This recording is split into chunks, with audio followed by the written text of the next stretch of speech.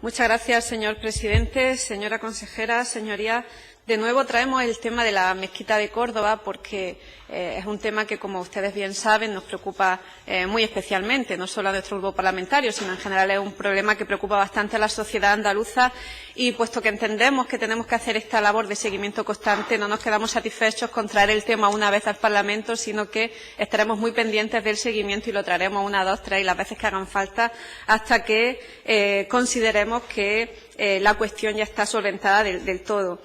En este sentido, celebramos los avances que se han ido dando, como mencionaba la señora consejera cuando aludía al diálogo, en este caso en cuanto a por fin, el reconocimiento por parte de la Diócesis de Córdoba de adoptar el nombre que nunca tuvo que ser relegado de Mezquita Catedral para todos los elementos de difusión, etcétera. En este sentido, pues estamos bastante contentos, celebramos, ¿no?, que la ciudadanía que desde el principio estuvo ahí reclamándolo por fin haya sido escuchada y por fin hayan reaccionado. Pero, por supuesto, ahí no se zanja la cuestión, todavía queda mucho por hacer en el tema de la mezquita y es por eso que queríamos traerlo hoy a colación para, en este sentido, agradezco mucho a la señora consejera que se nos explicara qué se está haciendo en este sentido. Tengo que decir que me alegra bastante algunas de las cuestiones que ha planteado la señora consejera, puesto que en este tema, tras el pleno al que usted misma aludía, en el que presentamos una proposición no de ley sobre la cuestión general de las inmatriculaciones, tras ese pleno me quedé bastante perpleja por la actitud del Partido Socialista, que bueno, se reveló después de todo el trabajo que hicimos, llena de bastantes contradicciones y luego también de episodios desagradables, como cuando la señora diputada, portavoz en ese momento de su grupo parlamentario, bueno, lanzó incluso mensajes en prensa que no se correspondían con la realidad y que ella misma sabe perfectamente, poniendo en mi boca cosas que yo no había dicho y desenfocando totalmente el término de la negociación que habíamos llevado al Pleno. Y es que en ese pleno lo que pedíamos eran tres niveles de cosas. Primero, transparencia, que el listado de bienes inmatriculados por la Iglesia se hiciera público. A partir de ahí, en otro nivel, se vería cuáles han sido indebidamente inmatriculados y cuáles han estado perfectamente inmatriculados, en cuyo caso, pues estupendo, no hay nada que hacer y esperamos que sean muchos los casos. Y en el caso de los indebidamente matriculados, pues ahí sí, cuando sean bienes de dominio público, proceder a reclamar la titularidad de los mismos, puesto que es la responsabilidad del Gobierno, así lo entendemos, velar por el bien público. Bueno, mi sorpresa fue mayúscula cuando justo en este último punto de reclamar la titularidad de los bienes que indebidamente hubieran sido inmatriculados, justamente yo había copiado punto por punto, letra por letra, una iniciativa que el Partido Socialista había presentado en Madrid al Congreso de los Diputados. Copié punto por punto lo que allí se decía. Mi sorpresa fue cuando se me dijo que por parte del Partido Socialista Andaluz no podían aprobar ese punto porque no estaban de acuerdo.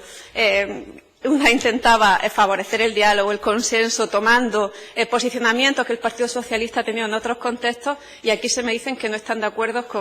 consigo mismo y, por lo tanto, no votaron a favor de toda la proposición no de ley que defendimos. Sí que se aprobó el estudio y celebro sinceramente que haya reaccionado ya la consejería y lo haya iniciado. De verdad que lo celebramos y se lo agradezco, si me permite, incluso personalmente. Pero cuando pedíamos los otros niveles, digamos, del asunto, ¿no?, que era, entendemos, lo principal, pues se nos votó en contra. Y en este sentido yo también celebro que, a pesar de que allí se votara en contra y a pesar de que allí se esgrimieran unos argumentos que quisieran, bueno, pues bloquearnos, ¿no?, o desviar el discurso, pues celebro de verdad y sinceramente, y creo que es un motivo de celebración de todos los andaluces y andaluzas, si a pesar de habernos dicho no aquel día en el Pleno, a pesar de ello, pues la consejería al fin y al cabo sí que hace lo que le pedíamos, ¿no? Que era solicitar el listado, como usted misma, si he entendido bien, ha anunciado que va a realizar, que va a solicitar en el registro, en la Dirección General de Registro y en el notariado, las relaciones de bienes públicos, de bienes inmatriculados por la Iglesia. Como digo, celebro que, a pesar de habernos dicho no cuando nosotros lo pedíamos, que ustedes, después de todo, pues lo realicen, ¿no? Y lo lleven a cabo. Quisiera comentar también que el tema de la condición pública de la mezquita, por decirlo así, yo entiendo que los cordobeses y las cordobesas lo vean como una cuestión mucho de sentimiento, como usted misma aludía, pero desde fuera de Córdoba, aunque también la sentimos muy nuestra, puesto que es una señal de identidad, yo creo que no de Córdoba, sino de Andalucía como mínimo, es una cuestión no de sentimiento, sino una cuestión de derecho, ¿no? de plena cuestión de derecho que hay que solventar. Y en este sentido, a pesar de que sí no hay una posición valiente, quizás, o una posición contundente todavía en cuanto a la inmatriculación que se llevó a cabo de la mezquita de Córdoba, creo que sí está claro, a la mínima que se mira el caso, que la inmatriculación no se desarrolló de manera adecuada ni pertinente, ¿no? Usted misma ha mencionado, señora consejera, algunas de los procedimientos, ¿no? Que se hicieron cuando se inmatricularon, como que no se presentó un título de propiedad porque la Iglesia no tenía un título material de propiedad. Recordemos que en la ficha de inmatriculación la Iglesia aludía a esa consagración de 1236 por la que pasó, ¿no? a usarse como templo cristiano, pero recordemos que posesión y propiedad no es lo mismo, que la consagración no es una de las vías contempladas en nuestro Código Civil, en concreto en el artículo 609, donde se establecen las diferentes vías de adquisición de los bienes que son susceptibles de propiedad privada. Como es lógico, la consagración no es una de esas vías, por lo tanto, siempre la mezquita, luego catedral, pues ha sido un bien público, propiedad del Estado, propiedad de todos los cordobeses, de todos los andaluces, como mínimo, ¿no? Es decir, la Iglesia nunca ha tenido propiedad, por lo tanto, nunca va a poder presentar un título de propiedad que no existe. Pero es que, además, precisamente este carácter público hace que no sea susceptible de privatizarse y, por lo tanto, tampoco puede la Iglesia aludir a un proceso de usucapión por el que, tras el uso prolongado en el tiempo, pueda adquirir la propiedad, como si se puede hacer con otro tipo de bienes. En este caso, también, por esta condición pública, pues no es susceptible de privatizarse mediante este uso prolongado de la usucapión. Por lo tanto, no se pudo presentar en el momento de la inmatriculación una sentencia judicial que acreditase la adquisición de la propiedad por esta vía. Además, como usted misma ha dicho, se hizo sin publicidad, de espaldas a los andaluces y además al mundo entero, por lo que todo lo que conlleva este proceso de inmatriculación, este es uno de los casos, cuando presentábamos esa PNL, en la que obviamente se inmatriculó indebidamente. Es, por lo tanto, un caso cristalino, además por la trascendencia, en los que sí que hay que proceder a reclamar su titularidad pública a todas luces. Otra cuestión es el tema que usted también ha aludido cuando hablaba de las opiniones jurídicas dispares, el tema de la posible inconstitucionalidad de los artículos que mencionábamos sobre la ley y el reglamento hipotecario. Y es que con este tema también muchas veces se arma demasiado revuelo y, bueno, no sé, yo no lo veo con tanto aspaviento. Es muy lógico pensar que en época franquista la Iglesia y el Estado estaban equiparados, porque así era, y por lo tanto las leyes que se hicieron en ese momento, que equiparaban a la Iglesia con la administración pública, a los obispos con notarios, para el caso de las inmatriculaciones, tenían sentido en aquella época, pero una vez se inicia el periodo constitucional, después de 1978, con la separación de Iglesia-Estado y la creación de un Estado confesional, pues estas leyes dejan de tener sentido, todo lo que haga que se equipare, como digo, Iglesia con Estado. Hay también algunos precedentes. En 1993, el propio Tribunal Constitucional declaró inconstitucional una ley de arrendamiento, uno de los apartados de la Ley de Arrendamientos Urbanos de 1964, precisamente porque equiparaba a la Iglesia con el Estado. Este era un caso de un desahucio. El Estado puede desahuciar sin el deber de justificar por parte de la persona desahuciada la necesidad de ocupación de los bienes arrendados. La Iglesia desahució a una persona sin el deber de que esta persona,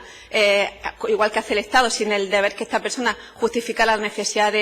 del arrendamiento, y el Tribunal Constitucional declaró en ese momento que no, que la Iglesia no se puede comportar como el Estado, que el Estado sí tiene ese privilegio, por así decirlo, pero la Iglesia ya no se equipara y, por lo tanto, desde ese momento se declaró inconstitucional este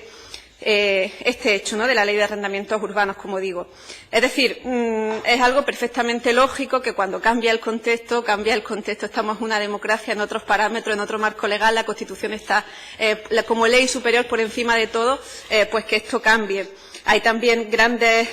hipotecaristas, ¿no? Está el Manual de Derecho de Albaladejo, que también, y él es una persona perfectamente católica, apostólica y romana. Esto no es una cuestión de religión, sino de la lógica del derecho, ¿no?, que también dice que a todas luces parece inconstitucional este hecho de la inmatriculación.